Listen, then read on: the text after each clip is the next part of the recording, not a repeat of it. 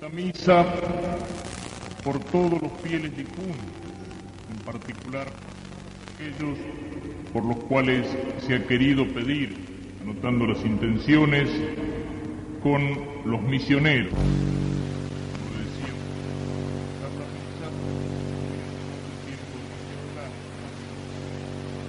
intenciones aquí, pero inmediatamente antes de continuar la misa, en el momento del ofertorio, todas sobre el altar.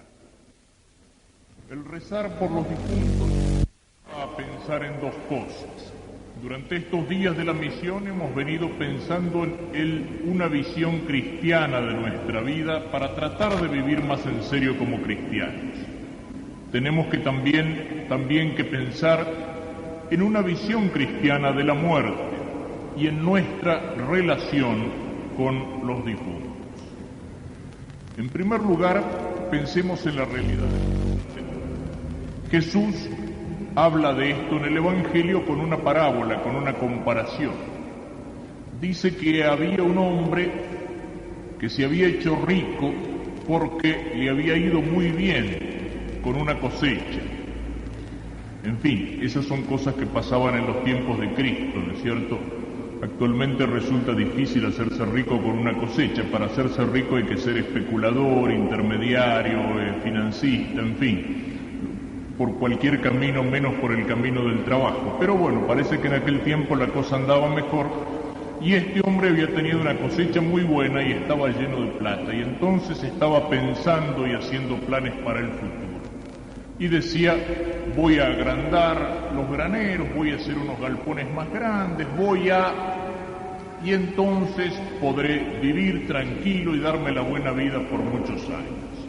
Y entonces escucha una voz que le dice, necio, esta noche misma te van a pedir el alma.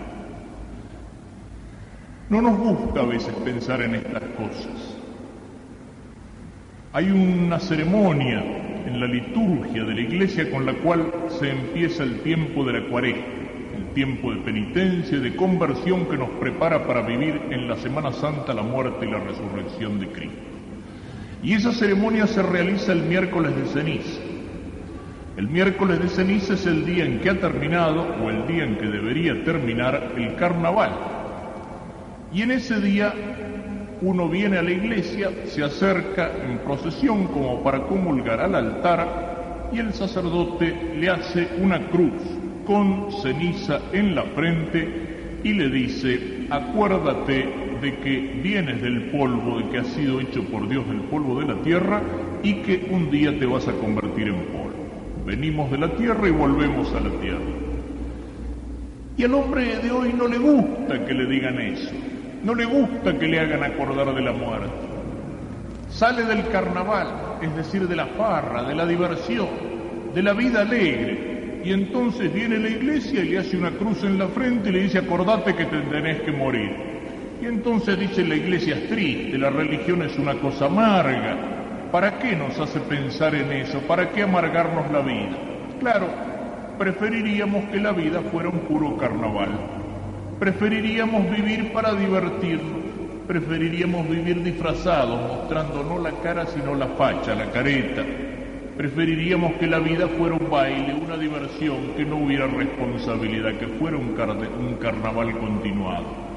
Y entonces cuando la iglesia nos hace pensar en la muerte, nos rechazamos, nos amargamos, decimos, mire, verdaderamente, el otro día lo decía acá, si uno va andando en un auto por un camino de cornisa en la cordillera y ve un cartel que dice, cuidado, precipicio a 1000 metros, camino sinuoso, subida o bajada pronunciada, ¿para qué nos ponen ese cartel? ¿Para asustarnos? ¿Para amargarnos la vida? Ciertamente que no. El cartel lo ponen ¿para qué? Para que estemos prevenidos en esa bajada difícil o para que no nos caigamos en el precipicio. Y bueno, eso es lo que la Iglesia hace cuando nos habla del tema de la muerte. No lo hace para asustarnos, no lo hace para amargarnos la vida, sino que lo hace para que pensemos en una realidad muy seria, Todos sabemos que un día nos tenemos que morir. Más tiempo, menos tiempo, pero todos sabemos que un día tendremos que pasar por la muerte. Y sin embargo no nos gusta pensar en eso. No nos gusta pensar en el día de la muerte, ni nos gusta pensar en la muerte. Vivimos como si fuéramos a vivir para siempre. Y cuando a alguno por ahí se le ocurre pensar en la muerte, la piensa de qué manera. Como aquellos 3 amigos que estaban un día charlando, y uno de ellos dice, viste, no somos nada. Mañana te morís vos, pasado se muere él, dentro de 100 años me muero yo. Cuando pensamos en la muerte la pensamos así. Bueno, que se mueran los otros me parece lo más normal del mundo, pero en mi muerte, bueno, dentro de 100 años, dentro de 200 años, no nos gusta pensar en eso y sin embargo de vez en cuando tenemos que pensar en eso. Por eso Jesús nos dice muchas veces en el Evangelio, vengo pronto, vengo como el ladrón, es decir, no aviso cuándo voy a venir. Podemos llegar a la muerte a lo mejor sí, después de una larga enfermedad, preparándonos, haciendo una buena confesión, limpiando el alma, poniéndonos en paz con Dios, pero la muerte nos puede sorprender en cualquier esquina y en cualquier momento de la vida, y nos puede sorprender sin darnos tiempo ni siquiera para un acto de contrición. Podemos llegar a la muerte viejitos después de muchos años, o la muerte nos puede encontrar en plena juventud. Es una sorpresa y por eso Jesús nos dice, hay que estar preparados. Hay que estar preparados. ¿Qué significa la muerte para el cristiano? No es el punto final. El cristiano no es como un animal que vuelve a la tierra y se acabó. No. Hay un alma que no muere. Hay una resurrección de los muertos. Y esto es algo en lo cual tenemos que pensar precisamente cuando recordamos a nuestros queridos difuntos. La muerte no es una separación definitiva. La muerte no es un punto final. El prefacio de la misa de difuntos dice, la vida no termina, sino que se transforma para empezar otra nueva vida. Cuando la Iglesia le dice a aquel que siente el dolor de haber perdido una persona querida, un abuelito, unos padres, una madre, un hermano, un esposo, una esposa, un hijo, cuando la Iglesia le dice al que siente ese dolor, porque sentimos el dolor de la separación, pero la Iglesia nos dice hay un alma que no muere, y nos dice hay una resurrección al final de los tiempos. Vamos a volvernos a encontrar. Eso no es una mentirita piadosa, eso no es un consuelo falso, no es una mentirita piadosa como esa que le podemos decir a un enfermo para animarlo, te encuentro mejor, se te ve bien. No, es una verdad de nuestra fe cristiana y católica, y es una verdad que está confirmada por la resurrección de Cristo. Cristo murió por nosotros en la cruz, pero Cristo en la resurrección venció a la muerte. Cristo es Señor de la vida y es Señor de la muerte. En el hombre hay un alma inmortal, un alma que es espíritu, un alma que no se pudre, que no vuelve a la tierra, que no vuelve al polvo. E incluso nuestro cuerpo está llamado un día para ser resucitado, para ser transformado. Si estamos unidos a Cristo aquí en la vida, estaremos también unidos a Cristo en la muerte y también estaremos unidos a Cristo en la resurrección. Ese es el sentido cristiano de la muerte. Para el pagano, para el que no cree que hay un alma inmortal, un alma espiritual, para el que piensa que con la muerte todo se termina, todo se acaba, para el que piensa que el hombre es como un animal, para ese la muerte es motivo de angustia, de miedo, de desesperación. En cambio, para el cristiano que mira la realidad de la muerte con los ojos de la fe, la muerte es un momento de esperanza. El cristiano que vive como cristiano, que vive como hijo de Dios, que trata de vivir en paz con Dios, con el alma en gracia, y que si ha pecado es capaz de arrepentirse y de pedir el perdón y de confesar sus pecados. Aquel que vive en paz con Dios y con el prójimo por el amor de Dios, ese no tiene que tener miedo a la muerte, ese tiene que mirar la muerte con serenidad. ¿Por qué? porque sabe que la muerte para él, ¿qué es?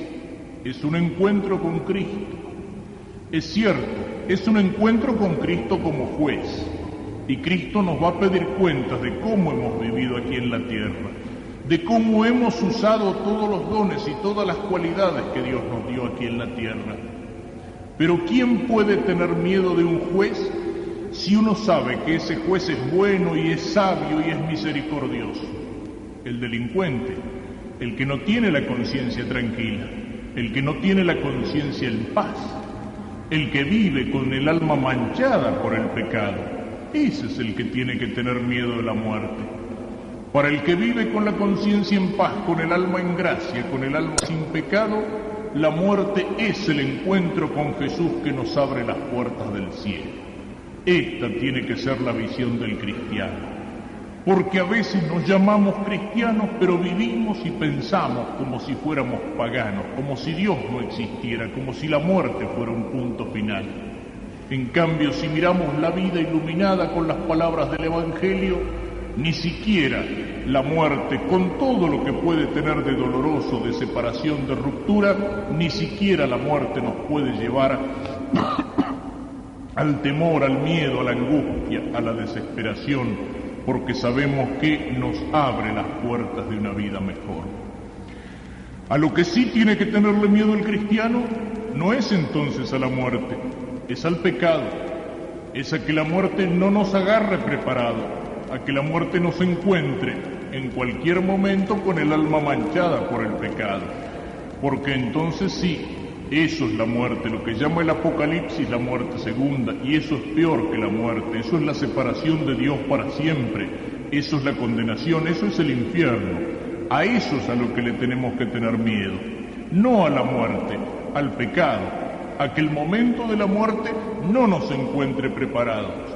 Por eso Jesús nos llama a estar alerta, a la vigilancia, porque puede llamarnos en cualquier momento, y el cristiano, el católico que quiere vivir como católico, tiene que tener siempre el alma en paz con Dios, y entonces tiene las valijas, tiene el equipaje preparado para partir en cualquier momento. Puede presentarse delante del juicio de Dios con la conciencia tranquila. Qué importante que es eso. Dios nos ha dado una vida aquí en la tierra y nos ha dado una libertad para que usemos esa libertad para el bien y para que podamos ganarnos el cielo. Pero nosotros la podemos usar mal, despreciar a Dios, los mandamientos de Dios, las enseñanzas de Cristo, despreciar el Evangelio, usar mal la libertad, pecar, condenarnos. Y Dios al final del camino nos espera y nos va a pedir cuentas. ¿Y qué es lo que importa en ese momento? ¿Qué es lo que pesa en la balanza en el momento del juicio cuando tengamos que presentarnos delante de Dios? No son muchas de esas cosas que tanto le importan a los hombres aquí en la tierra. Lo que pesa en la balanza en el día del juicio no son, por ejemplo, las riquezas. De nada nos sirve en el momento de la muerte haber amontonado riquezas aquí en la tierra, tener una cuenta grandota en el banco, o tener muchas fincas o muchas hectáreas de campo, muchas casas. Todo eso no nos sirve para nada. Llegamos al mundo desnudos y del mundo nos vamos desnudos, y todo lo que hayamos juntado aquí en la tierra, eso no pesa para nada en la balanza del juicio. Dios no nos va a preguntar cuánta plata tenemos, sino cómo hemos usado lo que teníamos, poco o mucho. Delante de Dios no vale la fama, ni el apellido, ni el puesto, ni los aplausos de los hombres. Delante de Dios no valen las cuñas ni las coimas. Aquí en la tierra sirven las cuñas y sirven las coimas. Aquí en la tierra sirve una recomendación. Es muy importante ser amigo de algún personaje que conoce a uno que tiene un cargo y que me puede conseguir el puestito o que me puede acelerar el trámite. Delante de Dios no vale ni siquiera eso. Algunos parecería que a veces lo piensan así. No, ni siquiera vale la cuña del cura o del obispo, ¿no? Porque algunos, no, yo a la iglesia no voy, pero yo con el cura era muy amigo, de vez en cuando venía a casa, tomábamos una copa y nos jugábamos un partido de truco fabuloso. Eso no se lo vas a contar a Dios en el día del juicio. No hay cuñas, no hay recomendaciones. Eso no sirve para nada. Lo que sirve es tu conducta, es tu vida. Todo lo demás, en los platillos de la balanza en el día del juicio, no pesa para nada. ¿Y qué es lo que pesa en el platillo de la balanza en el momento del juicio? El bien que hemos hecho, la cantidad y sobre todo la calidad de nuestro amor por Dios y del amor al prójimo por el amor de Dios. Eso es lo que pesa en la balanza. Esa es la única riqueza que nos llevamos puestas, la de un alma en gracia y la de las buenas obras hechas en la gracia de Dios y en el amor de Dios. Esa es la única riqueza que importa para el momento de la muerte, para el momento del juicio, para poder mirar la muerte sin temor y el juicio sin temor y esperar la venida de Cristo con alegría. El bien que hemos hecho. Eso es lo que tiene importancia, eso es lo que vale. Y hay una cosa, miren, yo dije que en el momento del juicio, cuando nos presentemos delante de Dios para rendir cuentas, que no hay cuñas. Bueno, hay cuñas, pero ¿saben de quién son las cuñas? No de los personajes importantes. Las cuñas van a ser de todos aquellos a los cuales les hicimos bien. A lo mejor en el cielo, en el día del juicio, no me va a poder recomendar el señor ministro. Me va a poder recomendar, en cambio, aquel mendigo que vino a la puerta de mi casa a pedir un pedazo de pan y que yo le tendí una mano. Me va a recomendar aquella persona que necesitaba una palabra de consuelo y yo fui capaz de dársela. Me puede recomendar en el cielo aquel que andaba por un camino equivocado, por un camino desviado, y yo fui capaz de corregirlo. Todas aquellas personas a las cuales por ser hermanos nuestros, por ser hijos de Dios, con el amor de Dios nosotros les hemos dado una mano, para ayudarlos en sus necesidades del cuerpo o en sus necesidades del alma. Esas son las cuñas y las recomendaciones, las únicas que valen en el cielo. Esos son los que le hacen decir a Cristo que tenemos que hacernos amigos con las riquezas de la iniquidad para que nos recomienden un día delante del Señor. Esa es la importancia del cristiano, pensar en la muerte. ¿Para qué? Para vivir de tal manera que en cualquier momento estemos preparados si Dios nos llama. Y hay una última observación que quisiera hacer sobre esto. Existen los sacramentos que son como canales de riego por medio de los cuales llega la gracia de Dios para fertilizar el alma, la vida de la gracia, y existen sacramentos que nos acompañan en todos los momentos de la vida, desde la cuna hasta la tumba. Y entre esos sacramentos existe uno que goza un poco de mala fama, y es el que se llama la unción de los enfermos, y que antes se llamaba con un nombre un poco feo de extrema unción. Digo con un nombre un poco feo porque llamarlo extrema unción fue lo que hizo que mucha gente le tomara a este sacramento un miedo espantoso, porque decía extrema unción, es decir, ya en la punta de la vida. Entonces, ¿qué pasaba? Muchos empezaron a pensar, bueno, con este sacramento, cuando llega el cura, quiere decir que detrás del cura viene el de las pompas fúnebres.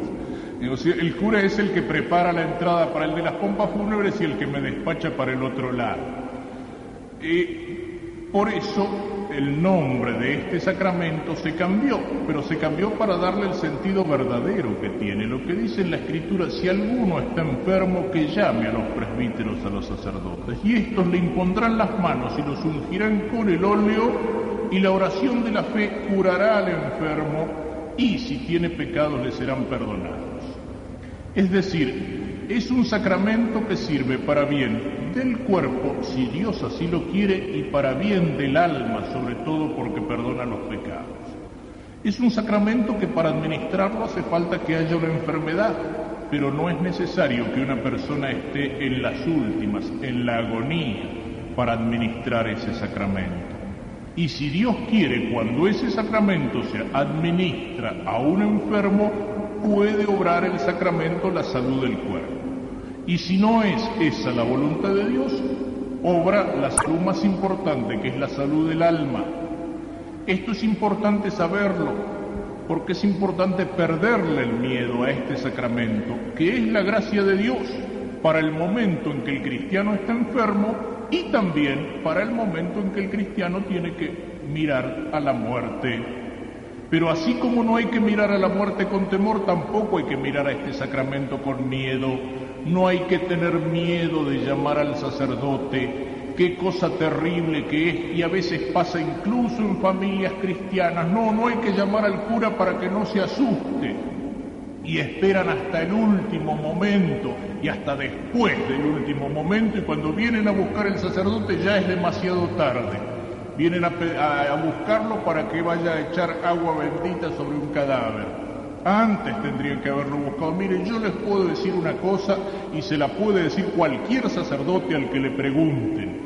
Eso de que el enfermo se va a asustar son mentiras. Es el miedo de los familiares que a veces viven la hipocresía y el fingimiento de querer engañar a una persona cuando el que se encuentra en una enfermedad brava sabe que se encuentra grave. Y a veces hay un fingimiento por las dos partes donde los dos se están mintiendo y se están engañando. Y se preocupan de que venga el médico, de que lo atienda, de que esté cuidado, pero no se preocupan de lo más importante, que venga el médico del alma. Y cualquier sacerdote les puede decir que un enfermo, una vez que ha recibido al sacerdote, por más grave que esté, y que ha confesado sus pecados, y ha recibido la absolución del perdón de los pecados, y ha recibido el sacramento de los enfermos, en vez de asustado, queda con fuerza interior, queda con paz, queda con alegría. Le hace un bien inmenso, un bien enorme recibir el sacramento. Y esa es la reacción que el sacerdote encuentra en la inmensa mayoría, en todos o en casi todos los casos. Y si alguno se asusta un poco, y bueno, más vale que el susto uno se lo pegue de este lado y no que uno se pegue el susto del otro lado, porque el susto del otro lado no tiene remedio.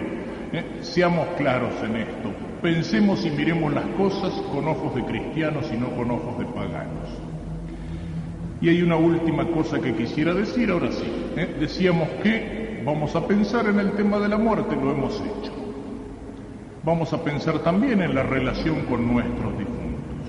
Cuando rezamos por los difuntos, ¿qué estamos haciendo? Estamos poniendo en práctica aquella verdad que afirmamos cuando rezamos el credo, que es el símbolo de nuestra fe. Creo en la comunión de los santos. ¿Qué significa la comunión de los santos? No es un montón de santos en fila que vienen para recibir la comunión.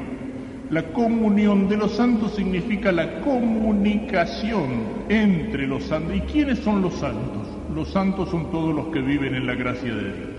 No solamente los santos canonizados, los santos que la Iglesia ha santificado y los pone en sus imágenes para que les rindamos culto. San Pablo, cuando escribía a los cristianos de Roma, por ejemplo, decía a los santos que están en Roma. Son los que están en gracia de Dios. ¿Y la comunión de los santos qué es? Es la comunicación que existe entre los tres niveles de la Iglesia. La Iglesia que llamamos peregrina, que es la Iglesia compuesta por todos los fieles cristianos, por todos los católicos aquí en la tierra. Es una Iglesia peregrina, ¿por qué? Precisamente porque en la tierra estamos de paso y vamos peregrinando hacia la meta nuestra, que es el cielo. Existe la Iglesia de aquellos que ya llegaron al cielo, sean santos canonizados o no, los que ya terminaron el camino, los que están con Cristo y con la Virgen en el cielo. Y esa es la que llamamos la Iglesia triunfante. Y luego existe la Iglesia purgante, es decir, la Iglesia que se purifica. Y es la de aquellos que han muerto en gracia de Dios, pero a los cuales les quedaba alguna cosita para reparar, o de la pena debida al pecado, o de los pecados veniales que no quitan la enemistad con Dios, pero que de alguna manera manchan el alma. Y la comunión de los santos es la comunicación que existe entre estas tres iglesias. Nosotros aquí en la tierra, ¿qué hacemos? Nos relacionamos con la Iglesia triunfante, con la del cielo, cuando miramos a los santos, cuando le rogamos o rezamos a los santos pidiéndole que intercedan ante Dios por nosotros, cuando rendimos culto a Dios en sus santos y cuando nos unimos con los santos para rogar por aquellos que se están purificando en el purgatorio, que es el sentido que tiene la oración por los difuntos. Y los santos que están en el cielo, ¿qué hacen? Ruegan a Dios por los que estamos todavía caminando y peleando aquí en la tierra, para que Dios nos bendiga y nos proteja en este camino difícil, y ruegan junto con nosotros a Dios por aquellos que están en el purgatorio, para que se purifiquen y para que puedan entrar más prontamente al cielo. Eso es lo que se llama la comunión de los santos. Los santos que están junto a Dios en el cielo, los cristianos que estamos peregrinando aquí en la tierra y caminando hacia el cielo, y aquellos que ya han muerto pero que todavía tienen algo que purificar y pueden ser ayudados por nuestras oraciones. Y ese es el sentido que tiene la oración por los difuntos: ayudarlos a purificarse para que puedan ser felices cuanto antes mejor con Dios en el cielo. Y fíjense que en la Santa Misa esto se realiza de una manera viva. Cuando rezamos el prefacio antes de cantar Santo, Santo, Santo, ¿qué decimos? Unimos la oración de la Iglesia de la tierra con la de la Iglesia en el cielo por las necesidades nuestras y por las necesidades de todos los difuntos. Es decir, que toda la Iglesia está presente en esta misa, en la cual se ruega a Dios con los ángeles y santos por lo que necesitamos aquí en la tierra y por lo que necesitan aquellos hermanos nuestros del purgatorio. Pidámosle al Señor que nos ayude a pensar estas verdades, para que entonces, en el momento de la separación de una persona querida, sepamos, como consuelo que nos ofrece la fe, la verdad de nuestra fe, que esa separación no es definitiva. Pidámosle al Señor que nos ayude a pensar estas verdades para que podamos tomar más en serio nuestra vida cristiana y vivir con el alma limpia, en paz con Dios y con los hermanos, de manera que el Señor nos pueda llamar en cualquier momento. Pidámoselo ahora en la misa, pidámoselo sobre todo por la intercesión de aquella que en el cielo está más junto a Dios, junto a Cristo, la Virgen Santísima, a la cual cada vez que rezamos el Ave María y que repetimos como una letanía de Ave Marías en el Santo Rosario, le estamos diciendo: ruega por nosotros pecadores, ahora y en la hora de nuestra muerte, que así sea.